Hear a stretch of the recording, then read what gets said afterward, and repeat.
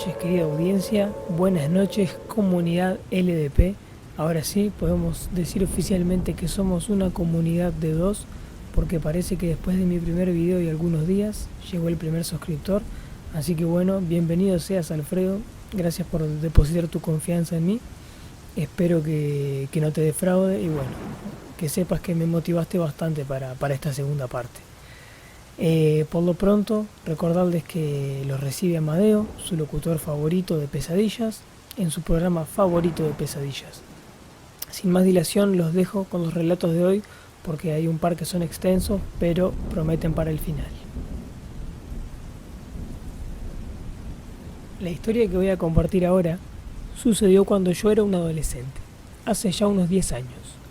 Aún vivía en la ciudad de La Pine, en el estado de Oregón. Mis amigos y yo estábamos muy entusiasmados por la llegada del verano.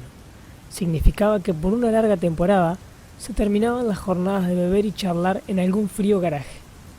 Ahora podíamos hacerlo donde quisiéramos, con la libertad propia que siente un joven al hacer algo que no es correcto. O al menos así lo sentíamos. Un viernes por la noche me reuní con dos buenos amigos de la secundaria, Johnny y Mike. Recuerdo que pasé por ellos en mi camioneta y compramos algunas cervezas a un comerciante local. Él nos las vendía. Eso sí, debíamos pagarlas más caras, ya que éramos menores de edad y la venta ilegal es algo seriamente castigado por la ley en los Estados Unidos. «¿Será una noche agitada, Dwight?», me dijo el dependiente, apoyado en su mostrador y con una sonrisa en el rostro. «No lo creo, señor Maxwell. El fin de semana apenas comienza. Y no podemos darnos el lujo de gastar toda nuestra energía en una noche», le respondí, riendo. Y la verdad es que teníamos una noche bastante calmada en mente. Si alguien me lo preguntase ahora, jamás me habría imaginado el final de ese tétrico viernes por la noche. Cargamos 2 fundas de 6 latas de cerveza, una caja de cigarrillos y nos dirigimos en segunda marcha hacia el viejo puente mientras escuchábamos algunos clásicos de Bob Dylan. Al cabo de unos 10 minutos llegamos a la cabeza de puente. Nos detuvimos en un descanso semicircular a un lado de la carretera y apreciamos los grandes focos que se hallaban al otro lado del puente. Eran unas luces del basurero. Iluminaban íntegramente la otra cabeza de puente. Descargamos la preciada mercancía, caminamos hasta el medio de la pasarela y nos sentamos junto al bordillo. Antes de este había una especie de acera, de unos 2 metros, suficiente como para apreciar el reflejo de la luna en las oscuras aguas sin temer que un carro nos arrollase. Una vez allí, comenzamos a beber y a hablar de vacaciones, chicas y deportes en general. Pero conforme se hacía tarde y las cervezas bajaban, la temática se tornó más oscura, hablando principalmente de leyendas locales, y esto sí que lo recuerdo muy claramente. «Oye, Mike», preguntó Johnny, «entonces, ¿dices que es cierto lo que se comenta del basurero?» «No digo que sea cierto», replicó Mike, mientras le daba un largo trago a su cerveza. «Lo que digo es que nadie ha entrado a desmentir el mito». «¿Cuál mito?», pregunté. Johnny me respondió: «Dicen que George Mackenzie, el dueño de la propiedad, tiene una criatura en su basurero. Vive encadenada y se alimenta de roedores y alimañas que les arrojan a diario los familiares de Mackenzie que van a trabajar allí». «¿Cómo que una criatura?», lo increpé. «Eso es muy amplio. En lo que a mí concierne, podría ser un perro de muy mal aspecto», y me reí mientras exhalaba algo de humo. «Si es solo un perro, vayamos a verlo. O mejor, ve tú y nos traes una fotografía», me dijo Johnny en un tono desafiante. Lo que ocurre a continuación no es más que el producto del ego de un adolescente con unas cuantas cervezas de más. «Claro, sin problema», le dije. «Dame un minuto para ir a buscar mi linterna y te traeré hasta el collar de tu perro extraterrestre». Me reí sin mayor preocupación, a la vez que iba a buscar lo que necesitaba a la camioneta. Luego me dirigí al basurero con los muchachos a pie, y mientras cruzábamos el puente y observábamos el gran bosque que rodeaba el río, las risas se disipaban. Rodeamos el gigantesco complejo hasta que encontramos una valla fácil de escalar. Até la linterna a mi mano derecha y trepé la cerca, para luego dar un salto hacia el otro lado. Una vez en el suelo, y viendo que un tejido metálico me separaba de mis amigos en mitad de la noche, comencé a arrepentirme de haber accedido. pero ya era tarde y mi ego no lo soportaría. No se vayan, les dije, visiblemente nervioso. Apenas vea a ese perro, vuelvo por aquí mismo. No te preocupes, Dwight. Si te persigue, estaremos justo aquí para grabarlo todo, dijo Johnny, codeando a Mike, mientras ambos reían. Esta última broma no me sentó nada bien, por lo que esbocé una sonrisa falsa. Di media vuelta y me dispuse a caminar hacia el centro del basurero, donde aparentemente había una choza de lata que serviría a las veces de refugio para esa cosa. Era un camino de unos 200 metros. Debía seguir un camino recto, entre montones gigantescos de chatarra, hacer una curva pronunciada y seguir derecho hasta toparme con la casilla. O al menos, esas eran las instrucciones que tenía. Mi plan era realizar el recorrido y subirme a las chatarras, a fin de evitar que este animal me fuera a morder o algo así. No le tenía miedo, pero mejor prevenir que lamentar. Ya iba por la curva, alumbrando a ambos lados del camino, cuando escuché un ruido, un pequeño golpe metálico, apagado. Instintivamente, busqué la fuente del ruido con mi linterna y apunté hacia la parte más alta de un montículo a mi derecha. Vi una figura negra que descendía por una de las laderas del montículo. Pensé lo que estaba haciendo, pensé en la situación. Soy un estúpido, me repetía. No había manera en que un perro pudiera trepar el escarpado terreno que se había formado a causa de los electrodomésticos de esa colina ferrosa. Mis manos empezaron a temblar un poco. Decidí tragarme mi orgullo y regresar por donde había venido, temeroso de que lo que estuviera ahí arriba me siguiera y me diera alcance. Intenté mantener la calma, a la vez que apresuré el paso ligeramente. Estaba a medio camino de vuelta cuando escuché otro sonido, esta vez seguido por otro y por otro. Pequeños objetos comenzaron a deslizarse por una de las pendientes a mi espalda. El ruido me estresó en sobremanera. Giré rápidamente, esperando ver algún guardia de seguridad, y ya estaba pensando en las disculpas y las gracias que le daría, cuando vi una figura cuasi humana que bajaba en 4 patas.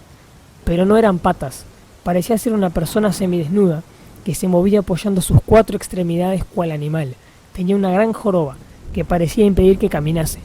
Me miró a los ojos, y lo escuché balbucear, unas palabras ininteligibles. Eso sí, mientras su saliva caía por sus extrañas fauces. No lo soporté más. Grité de terror sin ser consciente de ello, a la vez que comencé a correr hacia la valla. La criatura me seguía, pero con clamores de dolor. La velocidad parecía afectarle. En efecto, su cuerpo no estaba hecho para eso. Llegué a la cerca y de un salto y una impecable flexión caí del otro lado del basurero. Mis amigos, incrédulos, no me veían, solo miraban aquella cosa. Cuando me repuse, los sacudí y les grité: «¡Nos tenemos que ir!». Uno de ellos asintió, y corrimos a la camioneta. Dejamos todas nuestras pertenencias en aquel puente. Recuerdo haber mirado hacia atrás en una ocasión, y lo vi, con una mueca de dolor, con un collar y una cadena corta pero gruesa. No sé por qué, pero sentí una profunda tristeza. Era un humano, sin duda que lo era, con alguna clara discapacidad física, pero nada parecía apuntar que también tuviese afecciones mentales. El pobre vivía en esas condiciones a saber por qué. No fue hasta un tiempo reciente que tuve la suerte de hablar con un vecino muy anciano de La Pine, y él me explicó que era el hijo de Mackenzie. Les hablé de él al principio, por supuesto.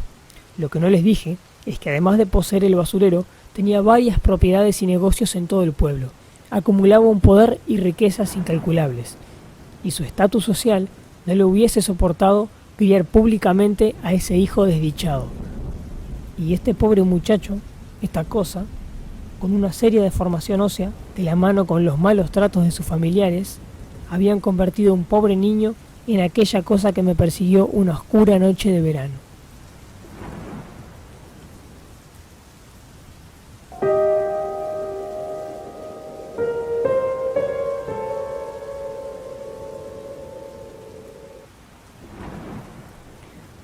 Alaska ha sido, desde siempre, cuna inagotable de misterios.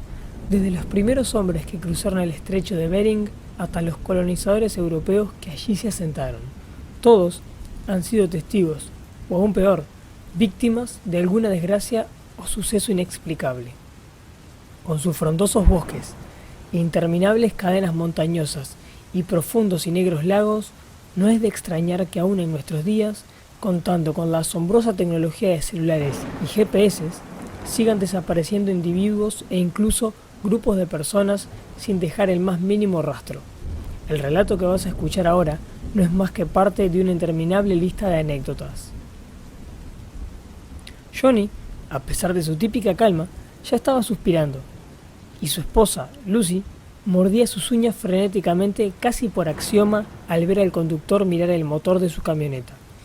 Con una mueca de desilusión y fatiga, este hombre, un anciano llamado Marcus, quien había accedido a llevarlos al imponente bosque de Tongass a cambio de unos $, les explicó que el vehículo no podía continuar.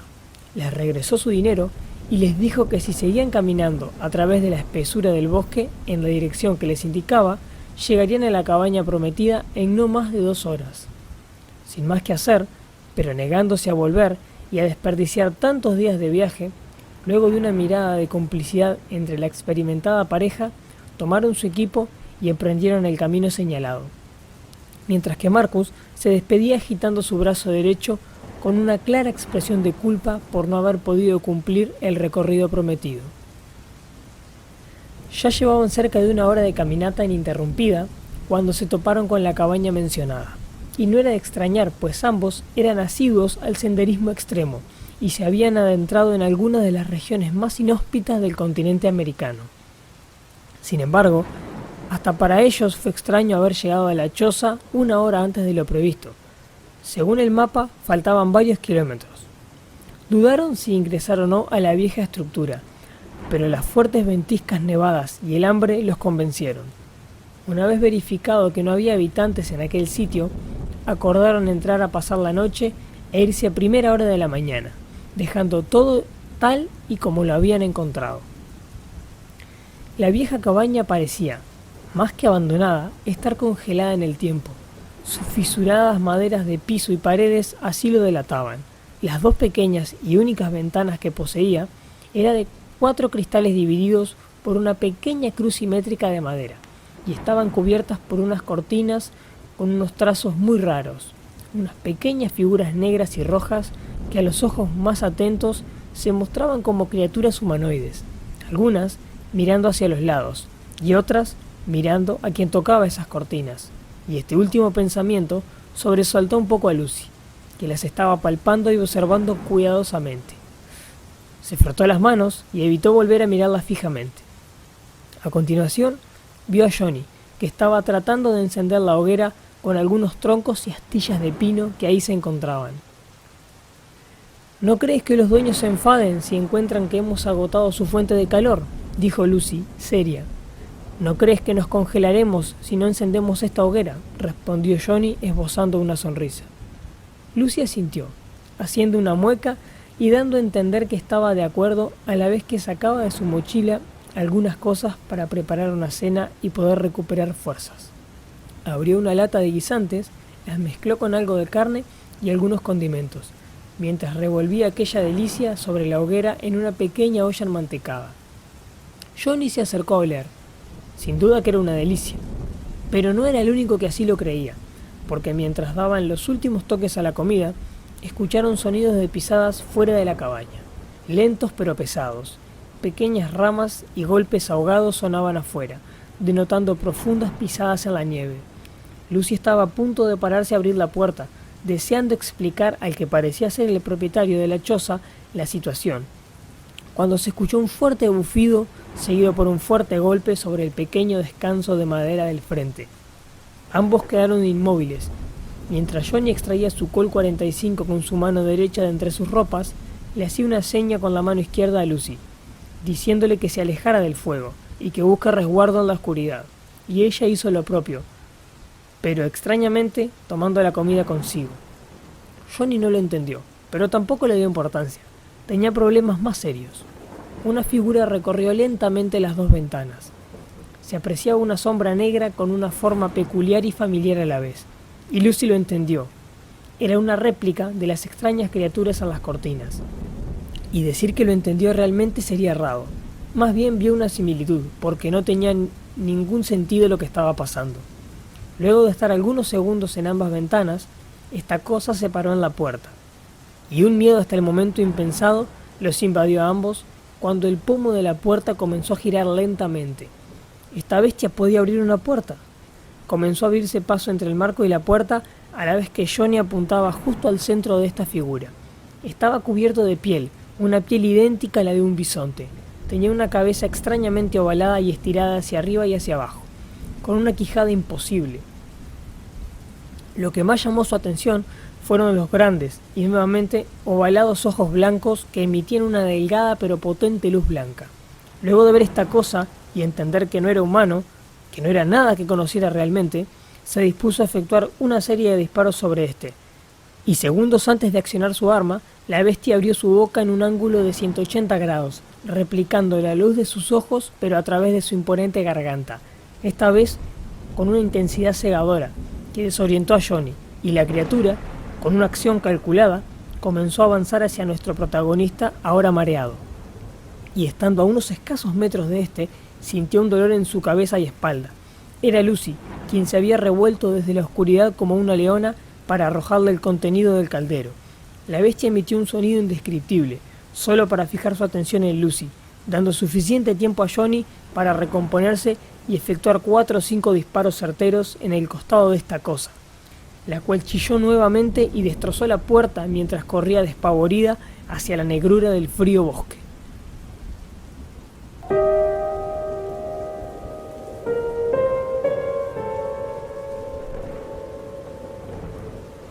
Lo que les voy a contar sucedió hace ya varios años. Mis padres trabajaban en una empresa de venta internacional de artículos deportivos, y ambos ocupaban cargos bastante altos dentro de la corporación, y ello conllevaba largas jornadas de trabajo y varias semanas sin descanso, por lo que haber conseguido un fin de semana libre para ambos había significado mucho en aquel momento, y mis padres, sin dudarlo, nos llevaron a mi hermano y a mí a unas vacaciones improvisadas a las afueras de la bulliciosa ciudad de Rosario, en la Argentina. Apenas llevábamos 2 horas de viaje en auto cuando mi padre comenzó a descender la marcha y nos señaló la entrada del pueblo de Luis Palacios, localidad que no parecía de más de 1000 habitantes. La idea era simple: hallar un lugar bonito en el que pasar el fin de semana. Luego de recorrer varias calles bastante inhóspitas, llegamos a un hotel muy rústico. Denotaba ser una construcción muy antigua, probablemente de finales del 1800.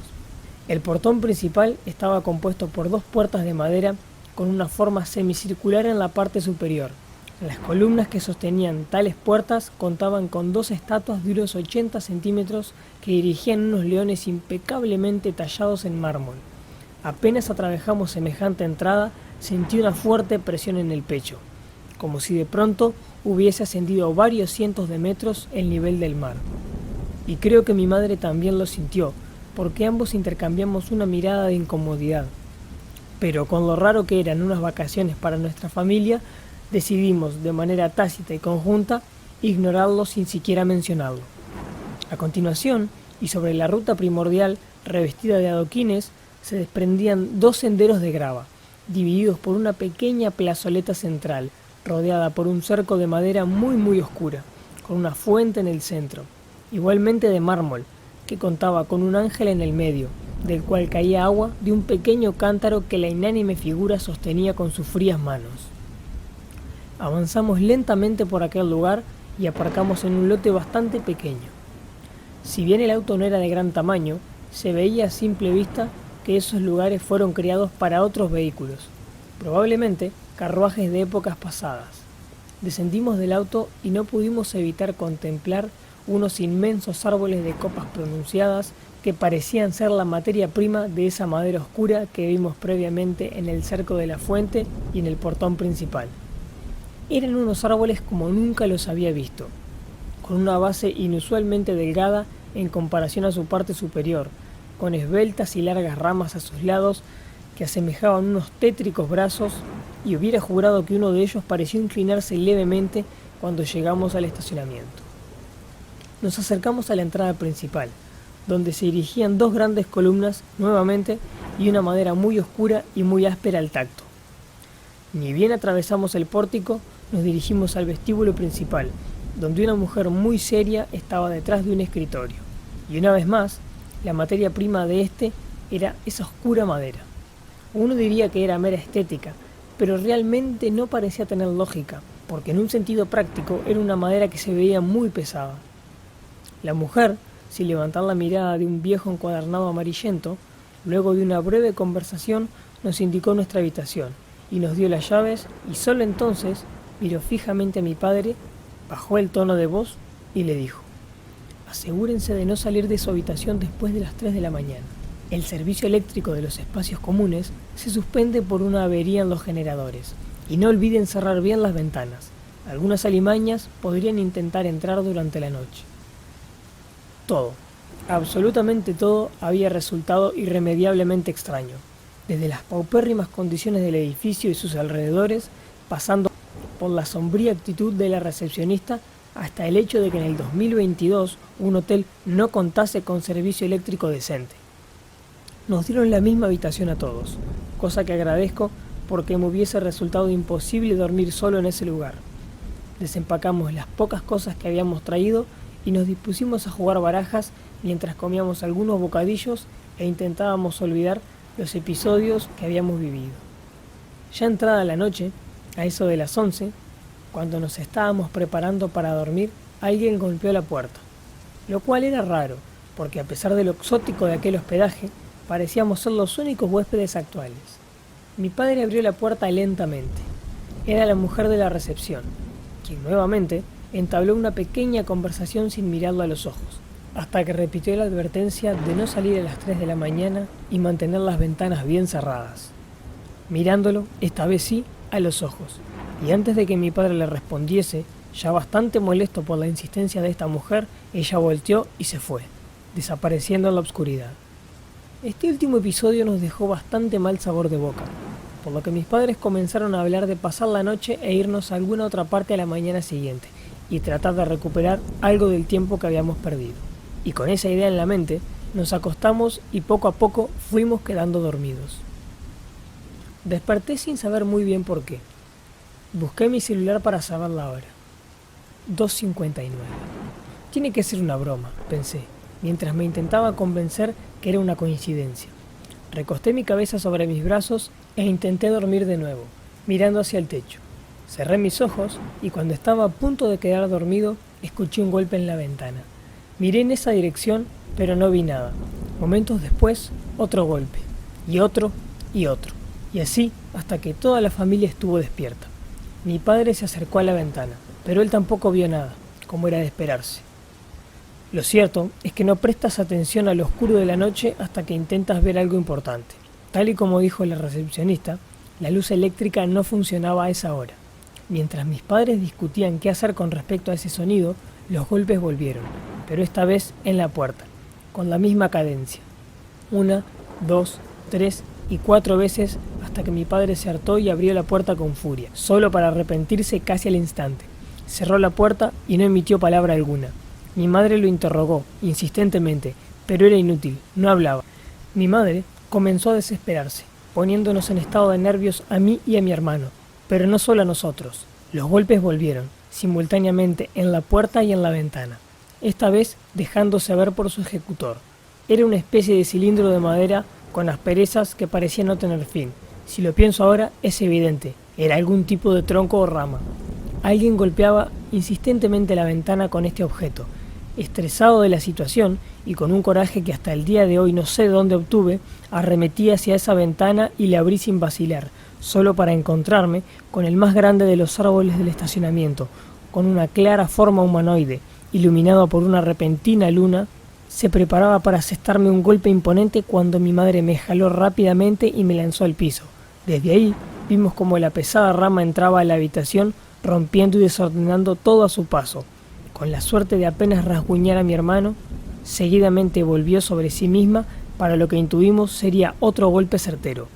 Mi padre, sin dudarlo un segundo, abrió la puerta para enfrentarse a lo que sea que hubiese allá afuera. Para sorpresa de nadie, era más de lo mismo. Otro enorme y oscuro gajo que primero se ocultaba en la oscuridad solo para mostrarse erguido antes de asestar un golpe. Mi padre cerró la puerta en el momento exacto para absorber el impacto de la acometida. Una vez surtido el efecto esperado, abrió la puerta e intercambió una mirada con mi madre, que solo dos personas que llevaban una vida juntos podían haber sostenido y comunicar lo justo sin necesidad de emitir sonidos. Mi madre nos empujó al pasillo y todos corrimos frenéticamente. Con algunas patadas, mi padre rompió la vieja cerradura del pórtico principal y rápidamente ascendimos al auto. En ese momento, mi padre colocó la llave en el tambor y a la vez que la giró, una rama parecida a un tentáculo cayó con todo su peso sobre el capó. El auto resistió, pero no sabíamos por cuánto. Luego de un giro audaz, nos dirigimos hacia el portón y con una idea clara, mi padre pisó el acelerador y atravesó las viejas puertas dejando montones de astillas a su paso. Sentí una vez más la fuerte presión en el pecho, pero esta vez disminuía, y al mirar por el retrovisor no vimos el portón, ni la fuente, ni nada de ese hotel.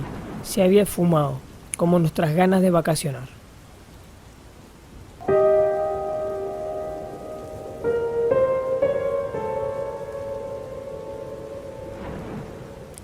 Ahora sí, querida audiencia, nos despedimos. Espero que hayan disfrutado de estos relatos, si es que aún siguen despiertos. De más está decir que lo disfruté casi tanto como la última vez. Me compré un micrófono, la verdad, porque el resultado técnico de la última vez me pareció un poco pobre. Y es que lo grabé con un celular que tengo bastante avejentado, el pobre. Pero bueno, son cuestiones que se van a ir solventando, mejorando y bueno, hay que pulir para que este producto realmente valga el tiempo que ustedes me están dando. Me despido, se despide Amadeo, su locutor de pesadilla favorito, y espero que tengan una muy buena noche.